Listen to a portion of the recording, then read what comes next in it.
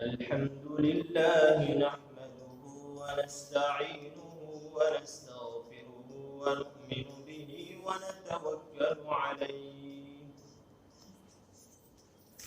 ونعوذ بالله من شرور أنفسنا ومن سيئات أعمالنا من يهده الله فلا مضل له ومن يضلله فلا هادي له ونشهد أن لا إله إلا الله وحده لا شريك له ولا نظير له ولا وزير له ولا مشير له ولا معين له وصل على النبي وخاتم النبيين فقد قال الله تبارك وتعالى في كلامه المجيد والفرقان الحميد أعوذ بالله من الشيطان الرجيم بسم الله الرحمن الرحيم يا أيها الذين آمنوا لا تأكلوا أموالكم بينكم بالباطل إلا أن تكون تجارة عن تراض منكم ولا تقتلوا أنفسكم إن الله كان بكم رحيما صدق الله مولانا العظيم وصدق رسوله النبي الأمي الكريم ونحن على ذلك لمن الشاهدين والشاكرين والحمد لله رب العالمين.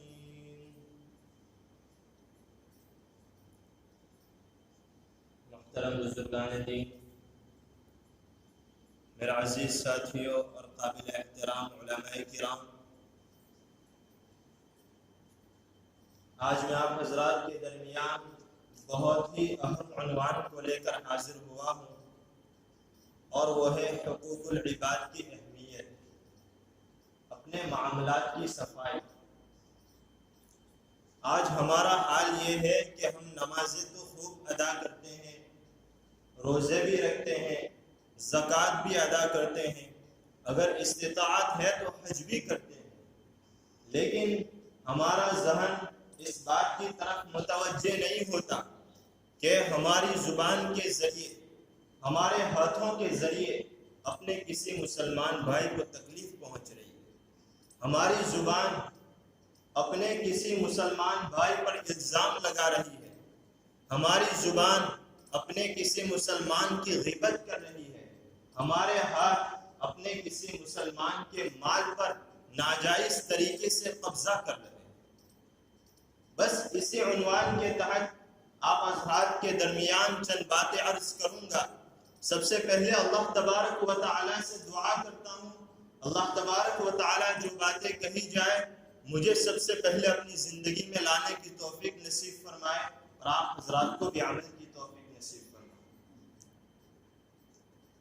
تو میرے بھائیو، آج دنیا میں ہر طرف ظلم کا دور دورہ ہے، ہر شخص ایک دوسرے کا مال و اسباب ہڑپ کرنے کے چکر میں انسان یہ سوچتا ہے کہ دوسرے کا مال ہڑپ کر کے میں اپنی جائیداد میں اضافہ کر لوں گا، میری دکان ترقی کر جائے گی، میری کھیتی باڑی بڑھ جائے گی، میرے رہن سہن میں تبدیلی آ جائے گی۔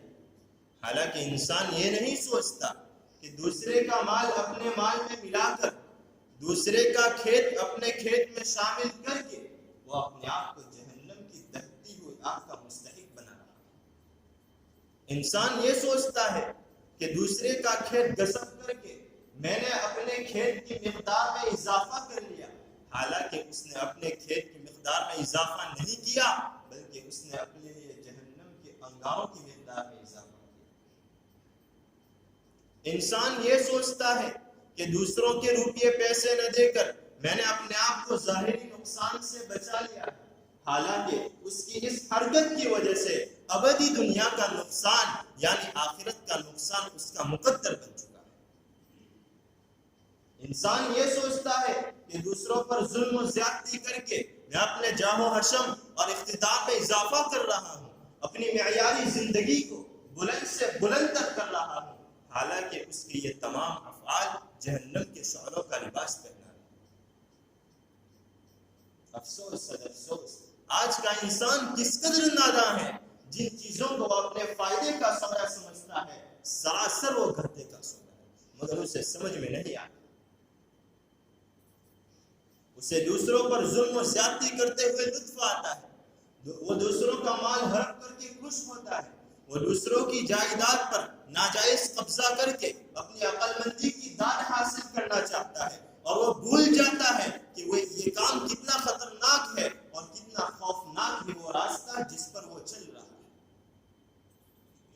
آج کا انسان عدالتوں کا سہارا لے کر، مقدمات لڑ کے، جھوٹی سچی گواہیاں دلوا کر، رشوت کی تھیلیاں کھول کر دوسروں کی جائیداد کو اپنی بنا لیتا ہے، دوسروں کے حقوق پر داغے ڈالتا ہے، اور پھر وہ یہ سمجھتا ہے کہ دنیاوی قانون کے اعتبار سے یہ مال، یہ جائیداد میری ہو گئی تو خدائے قانون میں بھی یہ مال اور یہ جائیداد میری ہو گئی، حالانکہ اس کی یہ سب سے بڑی بھول ہے۔ قیامت تک وہ چیز اس کی نہیں ہو سکتی، اسے اس جائیداد کے ذریعے، اس مال کے ذریعے نفع اٹھانے کا حق نہیں ہے، جو کچھ بھی وہ اس کے ذریعے فائدہ اٹھائے گا سب حرام ہے، وہ جہنم کا ایک ٹکڑا ہے جو اس نے رشوت دے کر اور جھوٹی گواہیاں دلوا کر حاصل کیا۔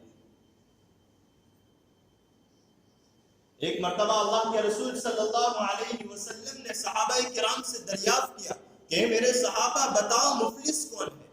اللہ کے رسول صحابہ کرام نے عرض کیا یا رسول اللہ، مفلس تو وہی ہے جس کے پاس روپیے پیسے نہ ہو، جس کے پاس مال و دولت نہ ہو، جس کے پاس درہم و دینار نہ ہو، غریب ہو، مسکین ہو۔ اللہ کے رسول صلی اللہ علیہ وسلم نے فرمایا نہیں، حقیقی مفلس کون ہے؟ صحابہ کرام نے عرض کیا یا رسول اللہ، وہ تو اللہ اور آپ ہی بہتر جانے۔ اللہ کے رسول صلی اللہ علیہ وسلم نے فرمایا حقیقی مفلس وہ ہے جو کل قیامت کے دن اللہ تبارک و تعالیٰ کی بارگاہ میں حاضر ہوگا تو اس کی نیکیوں سے اس کا میزان عمل بھرا ہوا ہوگا، بہت ساری نیکیاں لے کر آئے گا، نمازیں پڑھی ہوگی، روزے رکھے ہوگے، زکوٰۃ ادا کی ہوگی، قرآن کریم کی تلاوت بھی کی ہوگی، اللہ کا ذکر بھی کیا ہوگا، تسبیحات کی بھی پابندی کی ہوگی، دین کی خدمت بھی انجام دی ہوگی، بہت ساری نیکیاں لے کر اللہ تبارک و تعالیٰ کی بارگاہ میں حاضر ہوا ہوگا۔ لیکن جب نامہ اعمال پیش کیا جائے گا تو معلوم ہوگا کہ نیکیاں تو بے شمار ہیں، روزے بھی ہیں، نمازیں بھی ہیں، حج بھی ہے، زکوٰۃ بھی ہے، سب کچھ ہے، لیکن بندوں کے حقوق ادا نہیں کیے ہیں، کسی کو مارا ہے، کسی کو دھمکایا ہے، کسی کو تکلیف پہنچائی ہے، کسی کو اپنے زبان سے ایسے کلمات کہے ہیں جس کی وجہ سے اس کے دل کو ٹھیس پہنچی، کسی کی غیبت کی ہے، کسی پر الزام لگایا ہے، کسی کی جائیداد پر ناجائز طریقے سے قبضہ کیا ہے، کسی کا مال کھایا ہے، یہ بندوں کے حقوق ضائع کیے، باقی اس کے نامہ اعمال میں سب کچھ ہے، نمازیں بھی ہے، روزے بھی ہے، زکوٰۃ بھی ہے، حج بھی ہے، قرآن کریم کی تلاوت بھی ہے، سب کچھ ہے، لیکن اپنی زبان کے ذریعے، اپنے ہاتھوں کے ذریعے اور دوسرے مختلف طریقوں سے دوسرے بھائیوں کو تکلیف پہنچائی۔ اب وہ اللہ تبارک و تعالیٰ کے دربار میں حاضر ہے تو وہاں تو عدل و انصاف کے ساتھ معاملہ ہوگا، وہاں رشوت کام نہیں آئے گی، وہاں بینک بیلنس کام نہیں آئے گا، وہاں جھوٹی گواہیاں کام نہیں آئے گی، وہاں تو معاملہ ہوگا تو عدل و انصاف کے ساتھ معاملہ ہوگا۔ چنانچہ اللہ تبارک و تعالیٰ صاحب حق سے کہیں گے جس کا پیسہ کھایا تھا، جس کی جائیداد پر ناجائز طریقے سے قبضہ کیا تھا، جس کو تکلیف پہنچائی تھی، جس کو برا بھلا کہا تھا، اللہ تبارک و تعالیٰ اس صاحب حق سے کہیں گے کہ تو اپنا حق اس سے وصول کر۔ اب وہاں نہ تو روپیے پیسے ہیں، نہ مال و دولت، دنیا کی سب کرنسیاں ختم، اب وہ اس کا حق ادا کرے تو کیسے ادا کرے؟ چنانچہ اللہ تبارک و تعالیٰ فرمائیں گے کہ یہاں مال و دولت کام نہیں آئے گی، یہاں کی کرنسی روپیے پیسے نہیں ہے، یہاں کی کرنسی مال و دولت نہیں ہے، یہاں کی کرنسی، یہاں کا چلن تو وہ نیکیاں ہے، وہ نیک اعمال ہے جو تم نے دنیا میں کیے، لہذا نیکیوں کے ذریعے تبادلہ کیا جائے۔ چنانچہ اللہ تبارک و تعالیٰ اس صاحب حق سے کہیں گے کہ تو اپنے حق کے اعتبار سے اس کے نامہ اعمال سے نیکیاں لے. اب اس نے بہت ساری نفل نمازیں پڑھی ہوئی تھی، وہ ایک صاحب حق لے گیا، دوسری نمازیں دوسرا صاحب حق لے گیا، زکوٰۃ تیسرا صاحب حق لے گیا، حج چوتھا صاحب حق لے گیا. اس کی ساری نیکیاں لوگ لیتے چلے گئے، یہاں تک کہ اس کی ساری نیکیاں ختم ہو گئی. نیکیوں کا جو ڈھیر لے کر آیا تھا، نیکیوں کا جو انبار لے کر آیا تھا، سب کچھ ختم ہو گیا. اب اس کے پاس کچھ نہیں.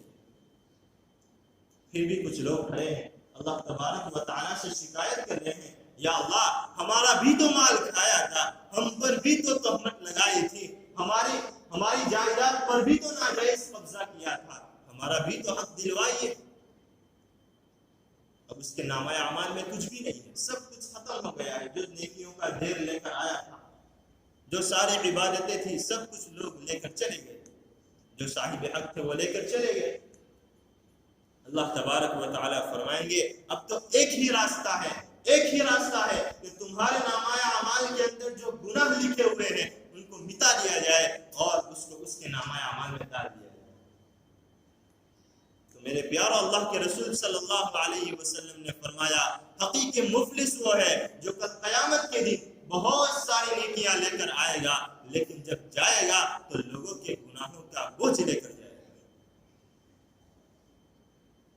اس لیے میرا عزیزو، یہ حقوق العباد کا معاملہ بڑا خطرناک معاملہ ہے، بڑا سنگین اور پیچیدہ معاملہ ہے. لوگوں کے حقوق کو ضائع کرنا، خواہ وہ پیسے کی شکل میں ہو، جان کی شکل میں ہو، عزت کی شکل میں ہو، یہ بڑا خطرناک معاملہ ہے. باقی تمام گناہ اللہ تبارک و تعالیٰ توبہ کے ذریعے معاف کر دیں گے، لیکن اگر حقوق العباد کے اندر ہم نے کوتاہی کی ہے تو یاد رکھے توبہ کے ذریعے بھی اللہ تبارک و تعالیٰ اسے معاف نہیں کرے.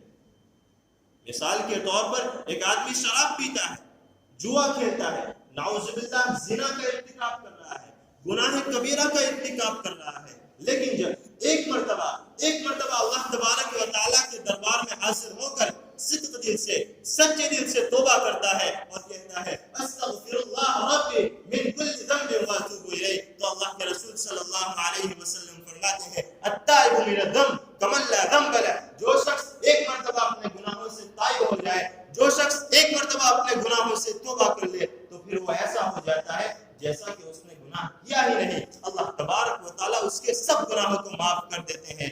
لیکن اگر حقوق العباد کے اندر کوتاہی کی ہے، کسی کو برا بھلا کہا ہے، کسی کو تکلیف پہنچائی ہے، تو جب تک وہ صاحب حق جس کو تکلیف پہنچائی ہے وہ معاف نہیں کرے گا، اس وقت تک اللہ تبارک و تعالیٰ معاف نہیں کرے گا. معافی کی کوئی شکل نہیں. توبہ کے ذریعے بھی اللہ تبارک و تعالیٰ معاف نہیں کریں گے جب تک کہ جس کو تکلیف پہنچائی ہے وہ معاف نہ کر دے. ایک مسلمان کو تکلیف پہنچانا یہ گناہ کبیرہ ہے. جیسا کہ چوری کرنا، جوا کھیلنا، شراب پینا، زنا کرنا جس طرح یہ گناہ کبیرہ ہے، اسی طرح ایک مسلمان کو تکلیف پہنچانا یہ بھی گناہ کبیرہ ہے. ابن ماجہ کی حدیث ہے، ایک مرتبہ اللہ کے رسول صلی اللہ علیہ وسلم کعبۃ اللہ کا طواف فرما رہے تھے، ساتھ میں حضرت عبداللہ ابن مسعود رضی اللہ عنہ بھی تھے. حضرت عبداللہ ابن مسعود رضی اللہ عنہ فرماتے ہیں کہ میں نے اللہ کے رسول صلی اللہ علیہ وسلم کو کعبۃ اللہ کو خطاب کرتے ہوئے فرمایا کہ اللہ کے گھر تو کتنی عظمت والا ہے، تو کتنی حرمت والا ہے، تو کتنا مقدس ہے. اس کے بعد تھوڑی دیر کے بعد اللہ کے رسول صلی اللہ علیہ وسلم نے فرمایا لیکن ایک چیز ایسی ہے جس کی حرمت، جس کا تقدس، جس کی عظمت تجھ سے بھی زیادہ. حضرت عبداللہ ابن مسعود رضی اللہ عنہ فرماتے ہیں کہ تھوڑی دیر کے لیے میں چونک گیا، میرے کان کھڑے ہو گئے، میں تعجب میں پڑ گیا کہ وہ ایک کون سی چیز ہے جس کی عظمت، جس کی حرمت، جس کا تقدس اللہ کے گھر سے بھی زیادہ، کعبۃ اللہ سے بھی زیادہ ہے. اللہ کے رسول صلی اللہ علیہ وسلم نے فرمایا وہ چیز ایک مسلمان کو تکلیف پہنچانا، وہ چیز ایک مسلمان کی جان، مال اور اس کی آبرو ہے. کیا مطلب؟ ایک آدمی نے اپنے کسی مسلمان بھائی کو تکلیف پہنچائی، اس کا مال غصب کر لیا، اس کی آبرو ریزی کی، تو یہ ایسا ہی گناہ ہے جیسا کہ کعبۃ اللہ کو گرا دینا. کعبۃ اللہ کو گرانا جتنا بڑا گناہ ہے اتنا ہی بڑا گناہ کسی مسلمان کو تکلیف پہنچانا. ایک مرتبہ کا واقعہ ہے، بڑا عجیب و غریب واقعہ ہے۔ اللہ تبارک و تعالیٰ اس واقعے سے ہمیں سبق حاصل کرنے کی توفیق نصیب فرمائے۔ حضرت عمر رضی اللہ عنہ ایک مرتبہ سفر پر جا رہے تھے۔ دوران سفر بڑی شدت کے ساتھ بھوک لگی۔ اب اس زمانے کے اندر ہوٹلیں تو تھی نہیں کہ وہاں جا کر اپنی بھوک مٹا سکے۔ حضرت عمر رضی اللہ عنہ نے ایک چرواہے کو دیکھا جو بکریاں چرا رہا تھا۔ آپ اس کے پاس پہنچے، اس سے کہا کہ آپ مجھے ایک بکری کا دودھ نکال کر دے، مجھے بڑی شدت کے ساتھ بھوک لگی ہے، میں اسے پی لوں اور اپنی بھوک مٹا لوں، اور جو دودھ کی قیمت ہے میں آپ کو ادا کر دوں گا۔ اس چرواہے نے کہا جناب میں آپ کو ضرور دودھ پلاتا، لیکن دراصل بات یہ ہے کہ یہ بکریاں میری نہیں ہیں، یہ میرے مالک کی بکریاں ہیں۔ میں ایک چرواہا ہوں، ایک ملازم ہوں، جب تک میرا مالک مجھے اجازت نہ دے دے اس وقت تک میں آپ کو دودھ نہیں دے سکتا۔ میرے مالک نے مجھے بکریاں چرانے کے لیے رکھا ہوا۔ اب حضرت عمر رضی اللہ عنہ کبھی کبھی لوگوں کو آزمایا بھی کرتے تھے۔ حضرت عمر رضی اللہ عنہ نے کہا کہ اچھا میاں میں آپ کو ایک بات بتاتا ہوں جس میں آپ کا بھی فائدہ ہے اور میرا بھی فائدہ ہے۔ تو اس نے کہا اچھا ایسی کون سی بات ہے جس میں آپ کا بھی فائدہ ہے اور میرا بھی فائدہ ہے، بتاؤ۔ حضرت عمر رضی اللہ عنہ نے کہا کہ آپ ان بکریوں میں سے ایک بکری مجھے بیچ دیں، میں آپ کو اس سے قیمت ادا کر دوں گا، جس کو میرا فائدہ اس سے یہ ہوگا کہ میں اس کا دودھ نکال کر پی لوں گا، میری بھوک مٹ جائے گی، اور جب بھی ضرورت پڑے گی میں اسے ذبح کر کے اسے کاٹ کر اس کا گوشت بھی کھا لوں گا۔ اور جب آپ کا مالک آپ سے پوچھے تو کہہ دینا کہ بکری کو بھیڑیا کھا گیا جس کی وجہ سے وہ ہلاک ہو گئی۔ اب بھیڑیا تو بکریوں کو کھاتا ہی رہتا ہے، آپ کا مالک کہاں تحقیق کرتا پھرے گا کہ بکری کو بھیڑیا نے کھایا ہے یا نہیں۔ اور جو اس کی قیمت ہے وہ آپ اپنی جیب میں رکھ لینا، آپ اپنی ضروریات میں استعمال کر لینا، جس سے آپ کا بھی فائدہ ہوگا اور میرا بھی فائدہ ہوگا۔ یہ بات اس چرواہے کے کان میں پڑنی تھی کہ بے ساختہ اس کی زبان سے جو کلمہ نکلا وہ یہ تھا، یا ابن الملک فائن اللہ، اے شہزادے یہ تم کیا کہہ رہے ہو؟ کیا میں اپنے مالک کے پاس جا کر جھوٹ بولوں اور اسے یہ کہہ دوں کہ بکری کو بھیڑیا کھا گیا؟ فائن اللہ، اللہ کہاں ہے؟ اللہ میاں کہاں ہے؟ میرا مالک نہیں دیکھ رہا، مالک الملک تو دیکھ رہا ہے۔ میں یہ کہہ کر کہ بکری کو بھیڑیا کھا گیا اپنے مالک کو تو خاموش کر سکتا ہوں، لیکن مالک الملک کو کیسے خاموش کروں؟